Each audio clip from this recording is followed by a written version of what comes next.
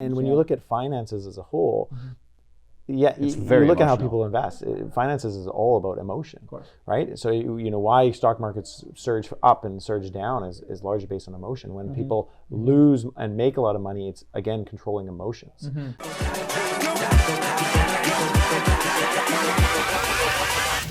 Hold up. What's up, everyone? I'm here with the two co-founders of Safe Pacific Financial, and we're going to talk about the misconceptions of insurance. It's a dirty word, not even nowadays. It always has been to some degree, and I think there's some things we need to kind of open our eyes to that we're not very aware of. So I've got Rob and I've got Laurent, Hi. and we'll link to the show notes, of course, all about their amazing company. But we're going to get right to the specifics of, okay, for business owners out there, millennials, Gen X, it doesn't matter. Especially people that are, I think, growing a business, there's the conception of, I need to save money and grow my business. Yes, at some point I may die, and yes, there may be things I should be keeping in mind as I get older. But let's talk about insurance being not so much a cost driver, but maybe something that can actually save you money. What are some misconceptions around insurance, especially as a business owner, that I should be thinking about for the next decade coming up in less than 2 weeks? Less than 2 weeks. Yeah, yeah. we're almost there. 2020. Go ahead, Well, yeah, Rob. I think a lot of people think that insurance is just a cost, but it actually can be an asset, and it can be a great asset for business owners. You can save money within an insurance policy. The growth within it is on a tax-deferred basis, and you can actually access the money within an insurance policy via loan. So it actually gives business owners access to credit when it might be a challenge for them to get a line of credit anyways. I don't know if you've ever talked, we work with a lot of business owners. Getting a line of credit can be a nightmare. They want all of your information, where an insurance policy can actually help you. A permanent insurance policy can help you secure that line of credit, and it can actually help you grow money within your company on a tax efficient way, and it can give you insurance on top of that, which you probably need as well. So it doesn't have to just be a cost, and it doesn't have to be just a thing that you get for life insurance. And so yeah, hopefully some of your viewers can understand that it's not just about a cost, and it's not just about life insurance. You can use insurance as a tool for your business. Do you guys have a story about that? Like, let's talk about a maybe semi-fictional person, we can keep it anonymous, who's come to you and they've been in a certain situation, they're making X amount a year, they've had this sort of inkling about, maybe it's time for me to think about it. Like, what you just said right now, put them into a bit of a story. Sure.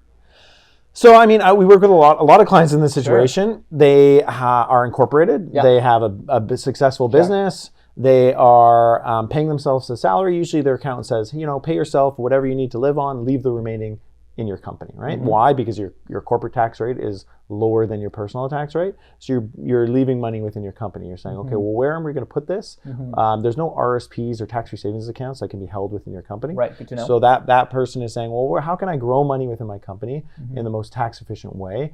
But I might still need some of that money that I'm saving to actually use in my business. Right. So let's say this person owns a construction company, or they own a business that maybe they need some trucks, or they need some future costs that might come up. Well, but they still want to save some money, and then when they need to use it, they want to be able to buy a truck. Right. Well, what they can do is instead save the money within the insurance policy. When they want to use it to purchase a truck for their company, well, they can borrow against that policy instead of actually draining their savings, starting from zero and building up their savings again. So they can borrow against that insurance policy, use it to purchase their truck, and then put it back into their policy, or pay off their loan against their policy, and then do it again and again and again. Okay. So it allows them to build up savings within their company, and actually never having to withdraw those savings. You can actually borrow against, and gives them a line of credit. Again, this person, like most business owners, they struggle to get financing. If they went to the bank and said, hey, I want a $50,000 loan or $100,000 loan, the bank's going to be a lot of times no, or that you have to jump through a series of very, very challenging hoops. Been there for sure. You have to explain to the banker everything about your business, and the banker, that's not their job, and they have no idea what you're talking about, especially, well, you're in like a technology company, so what assets do you have that I can leverage and take away from you? Right. None. It's all virtual. IP. Yeah. Right? And so how do you value that? Right. So it's very tough to get that type of financing from a traditional lender. And especially we're in Canada where banks are traditionally more conservative. And if they're going to value your IP, it needs an independent audit and it's got to be worth millions of dollars and stuff like that. So it's very tough to do. Well, so this happens, and I get the insurance policy, which I know the cost will vary. Maybe we can kind of ballpark, because people can be like, all right, insurance policy, pay that much, and I have access to this much, and maybe we can start getting a bit more concrete around like if I'm planning out my 2020 budgeting and stuff I want to do, can we have like a specific scenario, if at all possible? Yeah, I think it comes more down to less about cost and more about savings. Okay. I think that's what Right. Laurent's going to say. It's less about, well, I want to pay as little as possible. It's more about, okay, what do I want to save within my company? Right. And start growing As within much that as business. possible, I want to say. Yeah, well then it would be about doing a budget and figuring out what you're comfortable with. Right. You'd say, okay, I'm going to save, I don't know, $20,000 this year or $1,000 a month. Sure. I'm gonna save it in my business. Everyone's business is different. We have clients that do $30,000 a month, and we have clients that do $1,000 a month. You put it away in your business, and then you're saying, okay, well this time next year I have 10,000 built in my business. If I want to use it to, I don't know, invest in, Buy a computer. Yeah, buy a computer. Well, or I can pay off access GST. Pay off GST. You can use that policy. It's not like the money's gone. So again, it's a mindset shift from being like insurance as a cost to insurance as a savings vehicle for business owners that comes with a lot of extra benefits. Can I add a little bit onto that? An easy way to figure out what that number is going to be. It's like what Rob was saying earlier. The accountant says pay yourself what you need to live. So you pay yourself a salary or a dividend, however you set that up, whatever you need to live, and then the rest you leave it in the company, because you get that difference between your small business tax rate and your personal tax rate, which could be a saving of like 15-20%, which is huge. So whatever your company's making, you're going to, if you're profitable, you're going to end up with retained earnings at the end of the year. And then when you're saying, what do I put in or what do I save? We'll base it based on your retained earnings. So say your company is making, your company has revenues of $1 million and you've got like a 30% margin. So you're making about $300,000 at the end of the year after you've paid yourself and you've paid all your staff and you've paid your rent and you've bought whatever you need to buy, you've paid for your marketing, you paid Tengu to market your stuff next year. So you've got about $300,000 left at the end of the year. So what we do is we say, okay, well, is this reasonable that you're going to have this $300,000 every year going forward? Is it going to grow? We want to kind of estimate what it's going to be. And then because we're on the insurance world, we want to take like the very worst case scenario. So like, what if everything goes wrong? Everything's a disaster. And what's like a very conservative number? And so there we would say, okay, well, with that, maybe we take $100,000 of this every year consistently for a period of time, and then that becomes your number. So it's not really about because what we do that's different is we'll work backwards from that number. So it's not about what does the insurance cost, it's about what are we saving, and then we figure out how much do you get for that. So that's kind of more the process. So it is flipping it, a lot of what we do, it's flipping it on its head. Again, not your traditional thought on insurance. Very not traditional, yeah. And for business owners, again, a lot of the advice that is out there in the market is not for business owners. It's meant for like the traditional employee, and that's great. And that's the mass market, and there is most of that advice is sound and good. But for business owners, I think a lot of the advice it has to be a lot different. Yeah, your traditional average Canadian who's making average, $37,000 a year or whatever it is. They shouldn't ever be thinking of how do I put $100,000 a year into an insurance policy. This is definitely not for them. This is for a business owner who has a profitable business, who's generating cash flow, who can reasonably expect to generate this cash flow into the future. They've probably got all their other ducks in a row, and then now they're coming to us. So that you have to be at a certain level before this is even a conversation that we want to have with you. Yeah, but I mean, a lot of people are definitely getting there, and especially even if you're not there now, to know that like, okay, when I hit X amount, I can, talk to Rob and Laurent, or someone who's in the industry. I mean, I think that's really educational, and again, a bit more future planning. Like again, I like the fact that it's a brand new decade, so there's so many new things coming our way. Obviously, technology is a huge thing, and there's always a lot of consumers think about robo advisors, whether it be in the mortgage industry or insurance. Let's talk about in the most objective way as possible, obviously. What parts of insurance do you think probably make sense to be eaten up by technology, and what parts do you think just don't really make sense going into by 2030, let's say? Yeah, I think you it's more. You want to answer this? I think it's more the types of advisors that will get eaten up by technology. So if you're not adding any value, Right. and you're just out there pumping out quotes for the cheapest insurance, Transactional. the robots are going to take your job. For sure. You need to add value. If you're just a transactional person, and there's people right now out there making tons of money doing this, where they got ads everywhere. You phone them up, and they'll sell you the cheapest insurance, and you should 100% go talk to them, because this is not what we do. Go talk to them while they're still in business. Where we do is we add way more value. So when you come to us, it's a much more planning process. It's a much more in-depth process. It's a much more relationship process, and we're taking a lot more into account. Psychological, emotional, family. Ooh, psychological, emotional. What do you mean by that?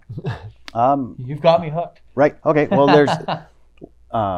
Maybe I'll just talk about kind of like how do we work with people. Yeah, so sure. if somebody comes and works with us or wants to work with us, the first step is we have what's called a discovery meeting. So first meeting in person.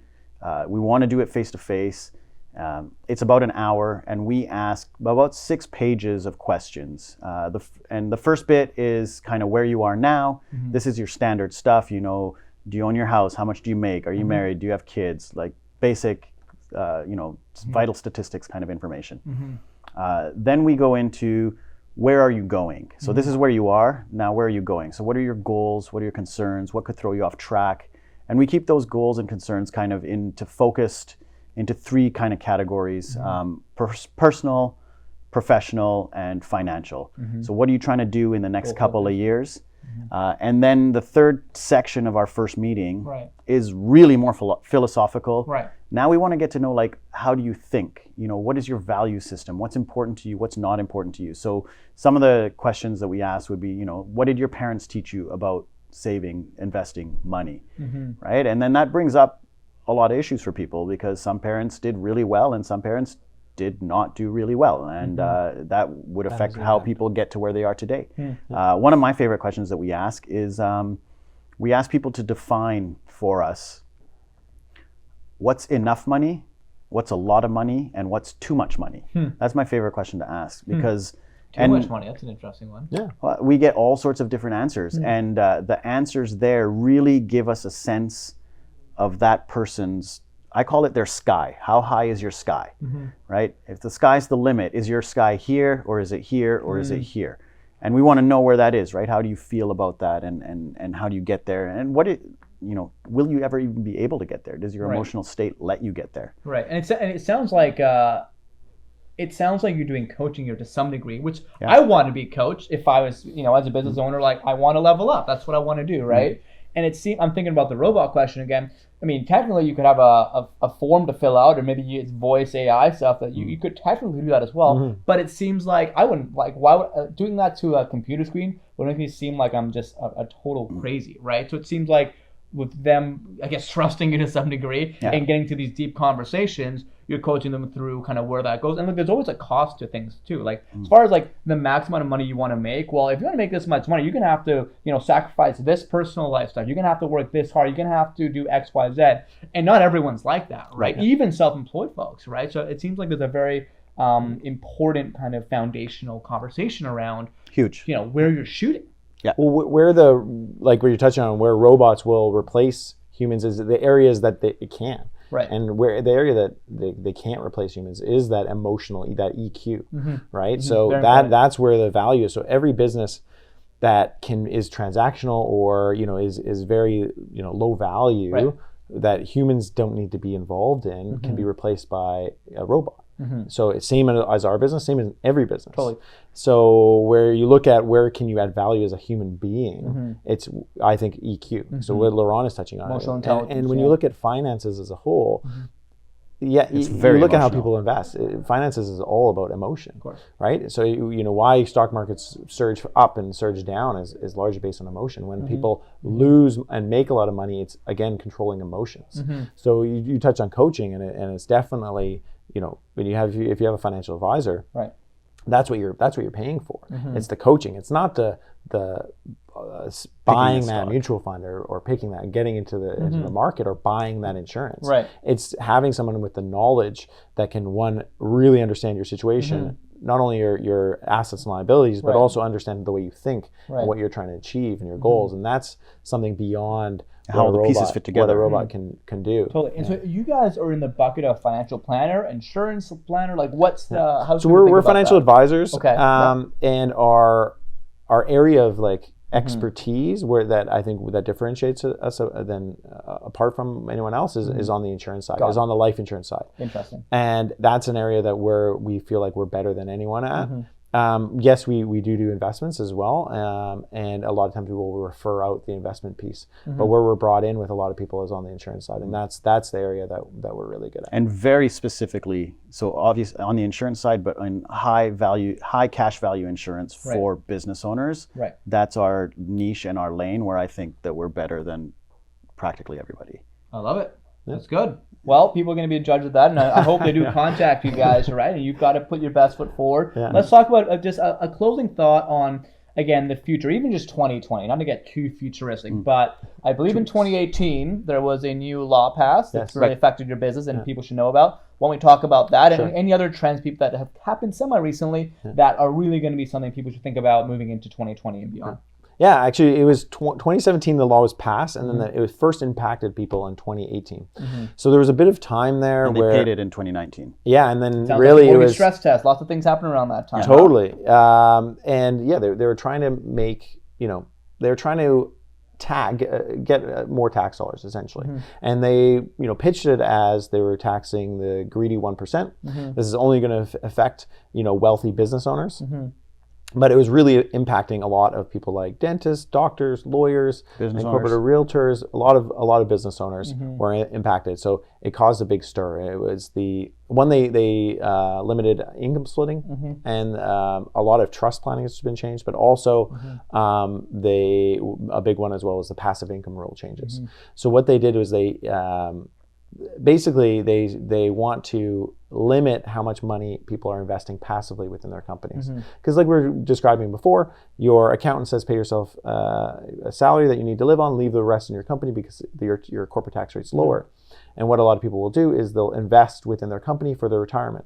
So they'll maybe set up a holding company and they'll invest within their holding company and build up money within there, and then when they retire, they use their companies as kind of their RRSP, and then they just keep paying themselves a salary in their holding companies. So a lot of doctors, dentists in this situation. A lot Anybody of lawyers. who's been incorporated in the last 40 years, this was traditional planning that just really got blown up in the last couple of years. Wow. So anyone in this situation that has money within their company that they're investing, the government said anything that you're making above 50,000 passively. So if you're making, let's say you have $1 million at 5%, you're making 50,000. Anything above that, your small business tax rate is going to be reduced by $5 for every dollar over the 50,000. So right now, I mean, not to get into too much detail, but right now, people like details, yeah. right now, on your first 500,000 of earnings. In BC. In BC, you pay your corporate tax rate, which is 11%.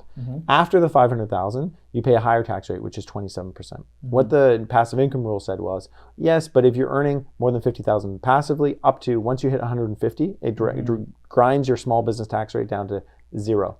So then now you'll pay 27% on the full 500,000 of earnings On every dollar you earn. or all the way through, instead of 11% on the first 500,000. So this is a 16% difference in tax, which is significant. Right.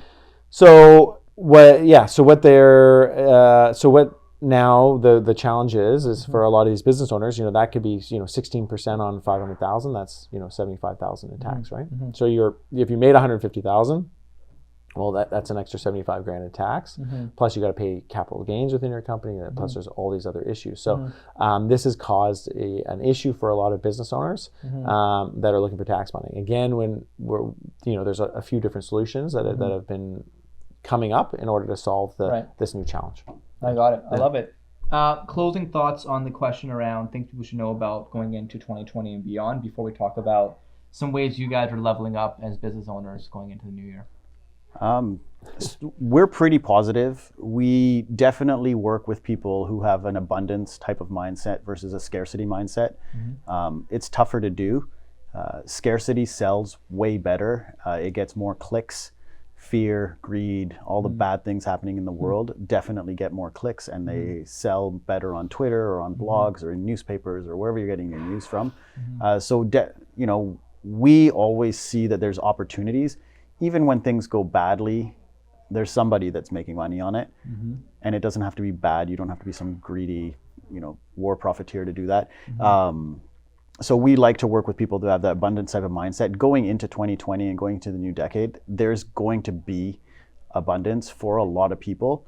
We're living right now in the time, like there's more money in this world right now than there has ever been ever, right? Some people don't have it, some people do have it. There's always going to be that. We live in Canada. It's a great place to be. People are spending millions of dollars to get here. There's a reason for that. Stay positive, tune out a lot of the negative news.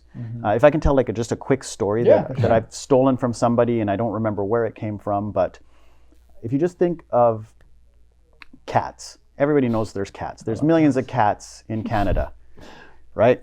I don't know if I know. Out of those millions of cats that go around and they eat their food and they chase the mice and do whatever they're going to do, which cat makes it into the news? The one dumb cat that gets stuck in a tree, right? The other 999,000 cats out there will never be on the news. So don't take just what the news says about this one idiot cat that got himself stuck in the tree when there's all the rest of them are doing fine. So that's kind of my philosophy on filtering. Can I recap what you just said? I think recap the next decade. No, the next decade, there's going to be good stuff that happens, and there's going to be bad stuff that happens, and it's going to be how you react to it. Like the next decade, focus on? There'll be a market crash in the next decade from 2020 to 2030, probably. Right. There's going to be the real estate market will go up, the real estate market will go down. All these things are. It's not what happens externally. It's how you react. It's your attitude towards it, and that goes back to emotional intelligence. What's the gap between an impulse and an action, right? And so who's your coach that's going to help you with that? There you go. Well, hopefully, you guys and of course people that are close to you as an entrepreneur. You got to use your resources. Finishing off here, and we've talked about cats. We've talked about robots. We've talked about all kinds of things that people need to watch out for or be conscious of as they move into the new decade. I think a big part of it is I think the theme has come up is leveling up. It's as a human being, right? It's your attitude towards things, but also it's leveling up in the mechanics of how you set up the structure of what you're doing as a business and just your general approach. So maybe just on a personal level to end off, how are you leveling up? Let's maybe start with personal ways you're leveling up, and if any mechanical business strategy comes to mind that you might do during business planning, which I understand is a big thing that you do. Let's talk about that. How are you leveling up as a business and as individuals going into 2020? Yeah, as a business, like we're touching on earlier, we take 2 weeks off at this time of year, and we sit down and really go through our process and look at areas of our business where we can do better. Business planning. Write a business plan for the following year. You write a whole business plan? Oh my God. Every I year. feel super lazy. Every year. Like a business model canvas or like a straight up huge 50-page plan? Yeah. No. The plan, not 50 2-3 pages. We did 50 Okay, pages. right. Nobody will read it. Yeah. True. Even maybe a bit longer than It's like 5, It's 6. around All right. 6 pages. If there's a template, I'm sure I can link to it. That's cool. Every year we sit down and we go through each of our processes and rewrite our business plan.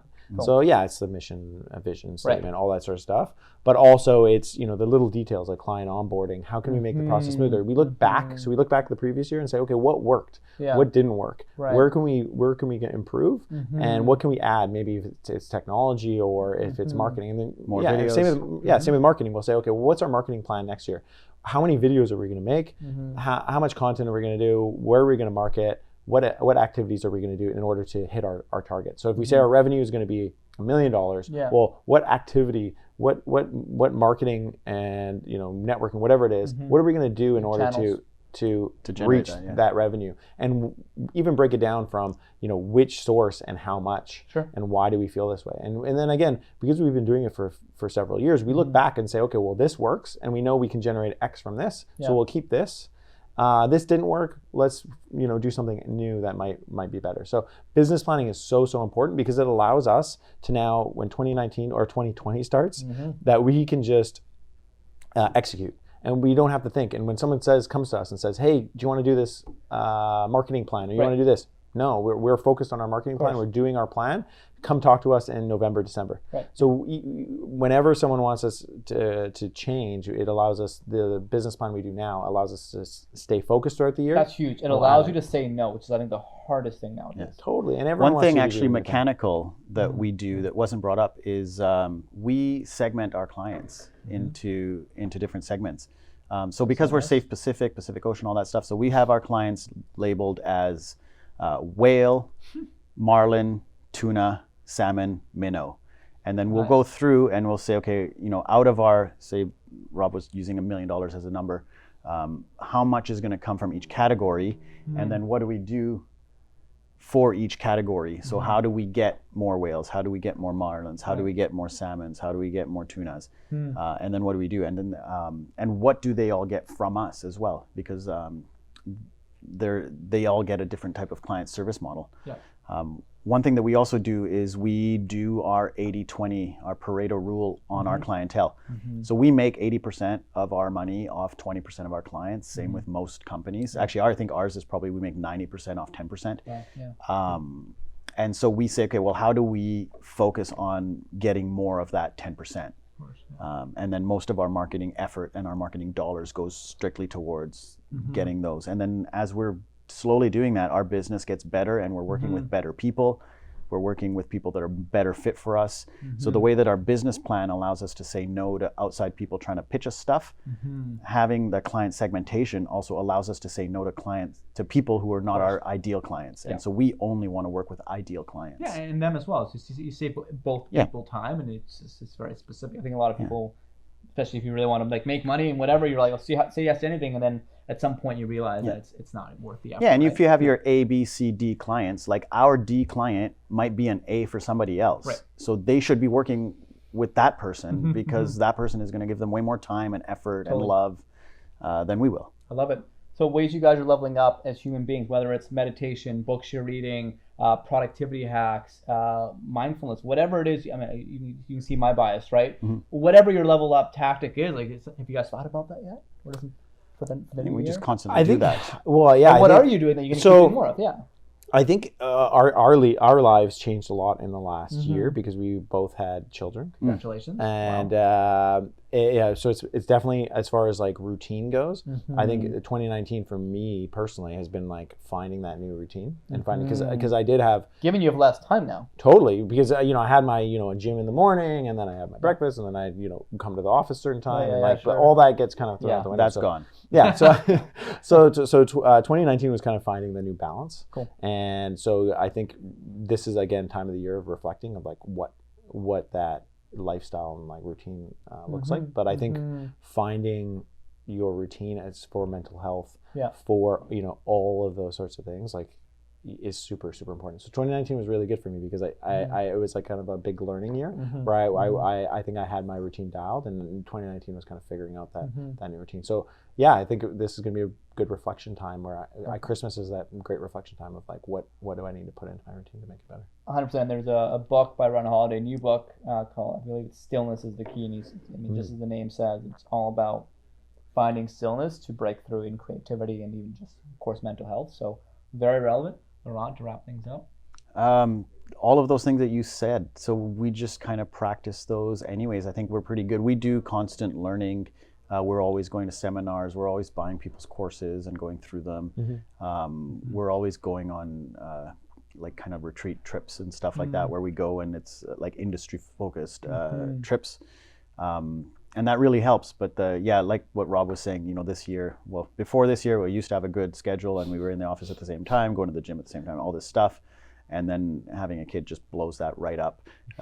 So I think for me, it's about refiguring that back out. And we're doing well and we're doing what we want to do right now. So it's about staying on course and not letting outside things take us off course, because there's so many ideas.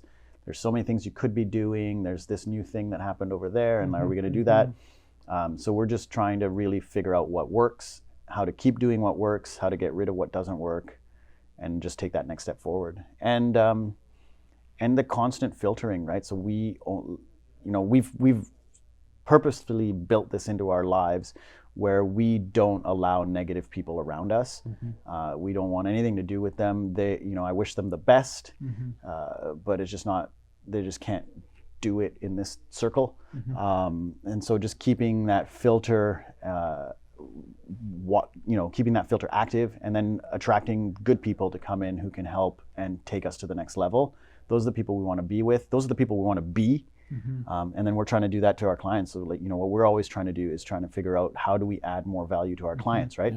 Because as we continually add value to our clients, that's where the robots can't touch us. There you go. So what do we talk about today?